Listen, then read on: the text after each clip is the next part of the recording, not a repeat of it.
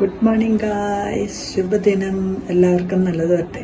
ഇന്ന് ഞാൻ പറയാൻ പോകുന്ന ഒരു നേഴ്സിൻ്റെ കഥയാണ്. നേഴ്സ് പഠിച്ച് പാസ്സായി ഗ്രാജുവേഷനൊക്കെ കഴിഞ്ഞ് പുതിയതായി പോസ്റ്റിംഗ് കിട്ടി.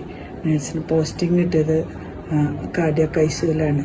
കാർഡിയാക് ഐസിയുൽ ഇഷ്ടംപോലെ പേഷ്യൻസ് കിടപ്പുണ്ട്. ഹാർട്ട് അറ്റാക്കൊക്കെ വന്നവരൊക്കെ ഉണ്ടാവും, അല്ലെങ്കിൽ അങ്ങനെ സാധ്യതകളൊക്കെ ഉള്ളവരായിരിക്കും കിടക്കുന്നത്. അപ്പോൾ അങ്ങനെ കിടന്ന് അവൾക്ക് അന്ന് നൈറ്റ് ഡ്യൂട്ടി ആയിരുന്നു. നൈറ്റ് ഡ്യൂട്ടിക്ക് ഒരു 12 മണിയായി കഴിഞ്ഞപ്പോൾ ഇങ്ങനെ പേഷ്യൻ്റെല്ലാം നല്ല കുറുക്കം വലിച്ചുറങ്ങുവാണ്. അപ്പോൾ ഇങ്ങനെ മോണിറ്റർ നോക്കി കഴിഞ്ഞപ്പോൾ പെട്ടെന്ന് സ്ട്രെയിറ്റ് ലൈൻ വന്നു.